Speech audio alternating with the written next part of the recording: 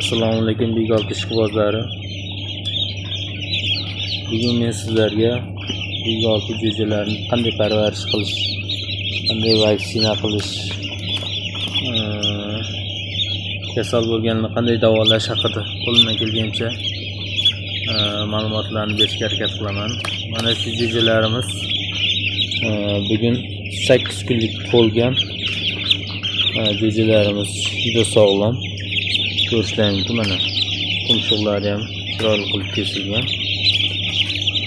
Hech qanday kasallik yo'q, o'ziga mana bitta ko'rishda ma'lum bo'ladi.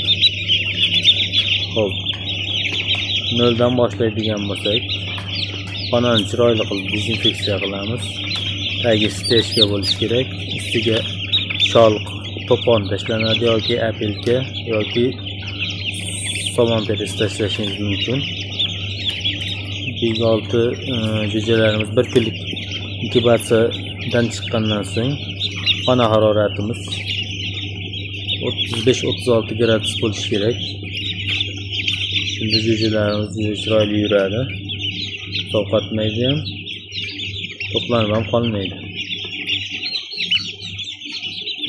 1 kunlik jo'jamizga shakar suv va vitamin beramiz. Chunki sarig'i so'rilib ketishi kerak. Jo'janing ichida tuxum sarig'i bo'ladi.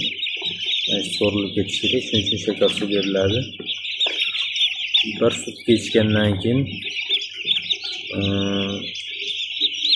Coliflox degan dorimiz bor. Ko'proq mana shundan qo'llaniladi ko'p fermalarda.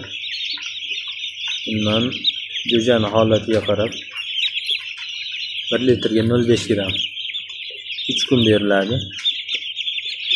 Va jo'jamizga yana vitamin beramiz. Vitaminlarimiz sizlarga ko'rsatib o'tmoqchiman. Qanaqasidan olamiz deb ko'pchilik so'raydi. Mana shu vitaminlar ko'proq yaxshi effekt beryapti O'zbekiston sharoitida. Biosuperdit. Buni endi qancha dozada beramiz deydigan bo'lsak, buni 1 litrga 0,5 gram beriladi. Va yana boshqasi bor.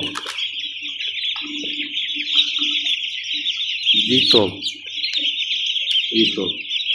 Bu ko'proq oyoq qishishini oldini oladi, kalsiy yetishmovchiligida. Biospirit ikkovini birdaniga qo'llasa ham bo'ladi. Ikkovini 0,5 gramdan 3-5 kun holatiga qarab, agar oyoq qishish boshlangan bo'lsa 1 haftagacha beriladi.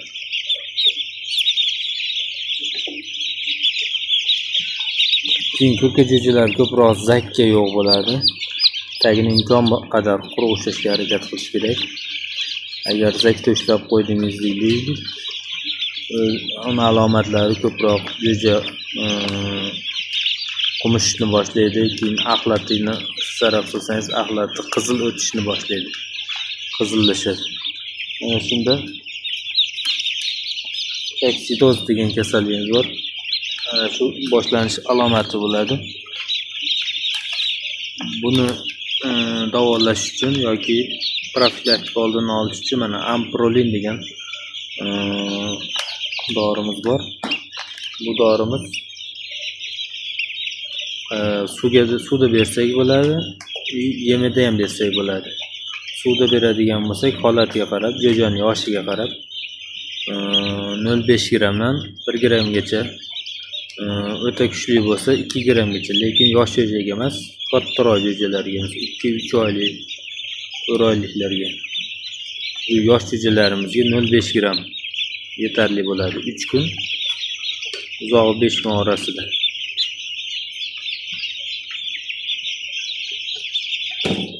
Endi jo'jalarimizni bitta tortib ko'rsatamiz.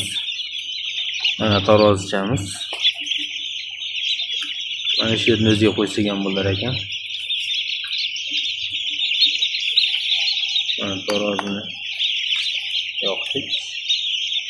Xohlagan mana bittasini qo'yib ko'ramiz qancha buni. 223 gram.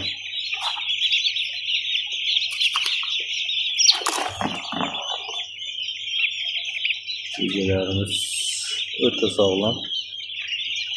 199.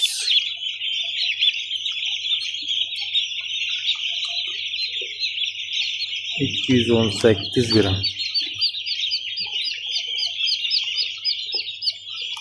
200 gram.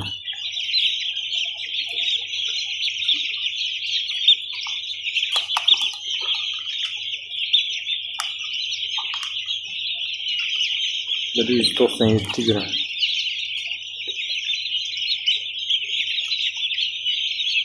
216 gram. O'sishi yaxshi, yomon emas. O'zi sredniy общий 200 gram bo'lishi kerak. Hozircha yomon emas, ketuvi, yemishlari mana yaxshi. Mana bu yo'llarda ham.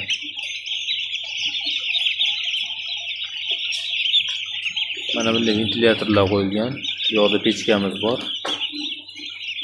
Xona haroratining har bir joyi bir xil ushlash kerak. Bitta joyini issiq, bitta joyini sovuq ushlash to'g'ri kelmaydi. Imkon qadar xonani shamollatish kerak, dimlab olmaslik kerak. Dimlaringizni jo'jada koli kasalligi kelib chiqadi. Jo'jalar nobud bo'lishga boshlaydi.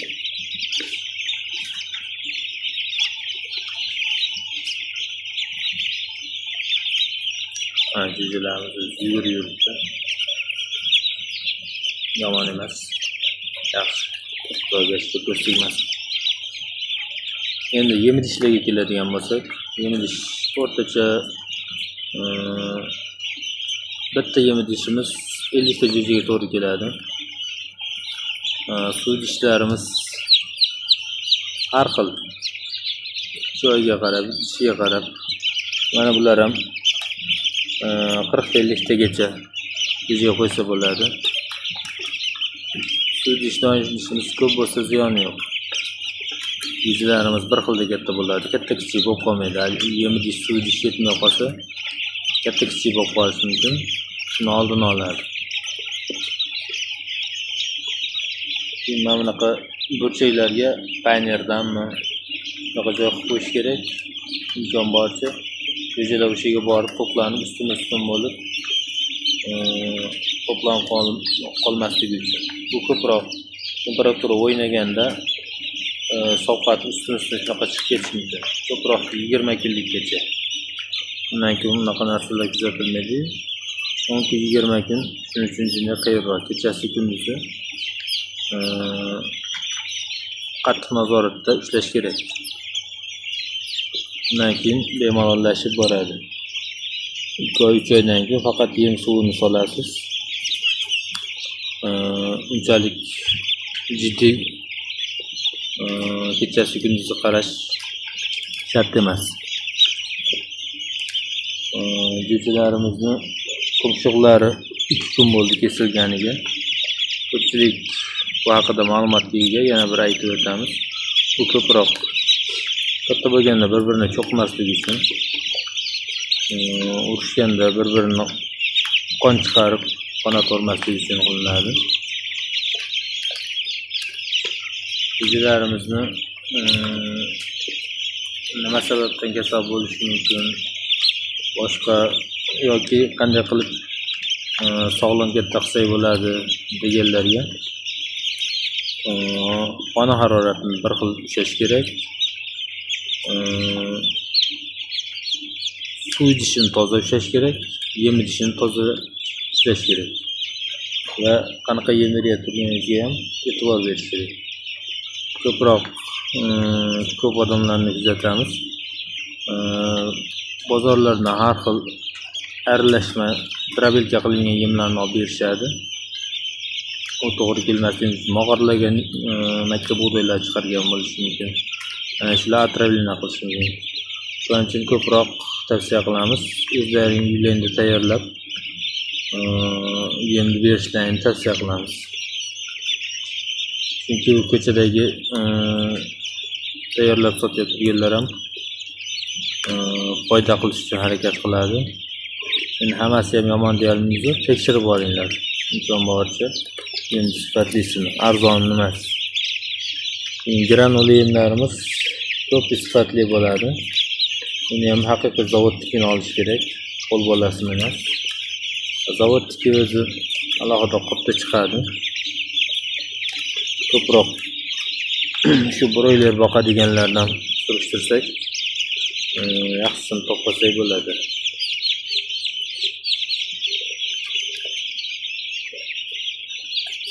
Yemidish ishlarimizni imkon qadar ko'proq bo'yli ishlaymiz. Ana shunda musor ichiga axlatlar kam tushadi. Suv ichishda ham, don ichishda ham bo'ylarni ko'tarib boraveramiz. Bo'y o'sgan sari ko'proq bo'yli ishlashga harakat qilamiz. Yana qanaqa savollaring bo'lsa, kommentariyada qoldirishlaring mumkin. Men ismim Hayitbek. Imkon qadar qo'ldan kelgancha sizlarni turka boqishdan bilimlaringni oshirib borishga harakat qilamiz va fikr almashib o'zimizga ham sizlarning kommentariyalaringizdan kerakli xulosalarni olib keyingi chiqishlarimizdan qanaqa savollar ko'p uchrasa shunga javob berishga harakat qilamiz. Rahmat hammalaringga, sog' bo'linglar. Adashga qilib like yemanglar va buni turka boqadigan qarindishvoz do'stlaringga jo'natib qo'yinglar. Manfaatli bo'lsa hammamiz uchun yaxshi bo'ladi.